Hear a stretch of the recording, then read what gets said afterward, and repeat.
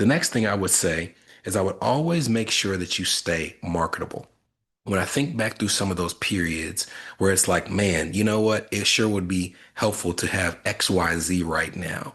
There would be like these random emails that I would get from somebody who wanted me to come and speak at a conference and they would pay some level of honorarium, or somebody who wanted to come in and talk about student loans and wanted to pay me a consultation fee, or some project that I was able to take on and earn unexpected money. And I've had this conversation with my dad. My dad is an emergency room physician. He's almost 70 years old, but he keeps his skill set sharp. And he talks about the fact that, like, hey, if he's in good health and he's 80 years old, he can always go get privileges at a hospital to pick up a 12-hour shift here or there. And that ability to do so is what motivates him to stay sharp, to make sure that he's always marketable as a potential hire, and to make sure that he's even in good health to be able to do those types of things if he's 80 years old and wants to pick up that shift. And I would encourage you to have the same mindset of no matter what's going on financially, always make sure you're doing the things that you can to stay marketable. That could be networking. It could be taking certifications and extra courses. It could be continuing to produce content if you're a person like me and getting your name out there on a consistent basis. But I can tell you that one of the unexpected positive things that often takes people out of living paycheck to paycheck is not always good financial behavior. Sometimes it's just more money. And if you can continue to position yourself to earn it, you'll be on the same path and continuously moving the ball forward.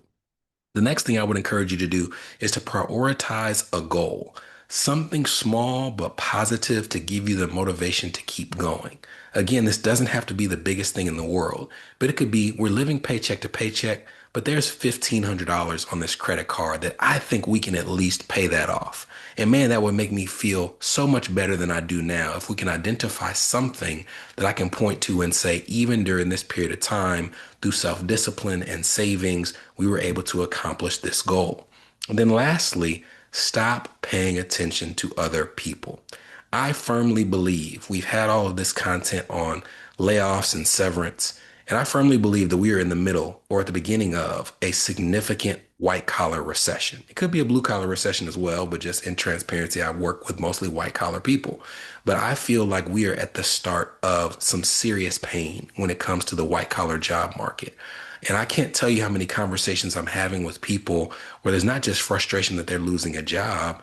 It also is frustrating to be losing your job and watching your friends traveling all over the world or buying a new home or doing these things that you can't do financially because of your current circumstance.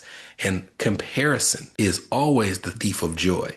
But that is doubly true when you're talking about what you feel you are able to do financially as compared to someone else. So stop looking around, run your race. If you're living paycheck to paycheck on $250,000, don't despair, plot your path forward, and we'll be back next week with the 2025 version of me and a brand new episode to help you along the way.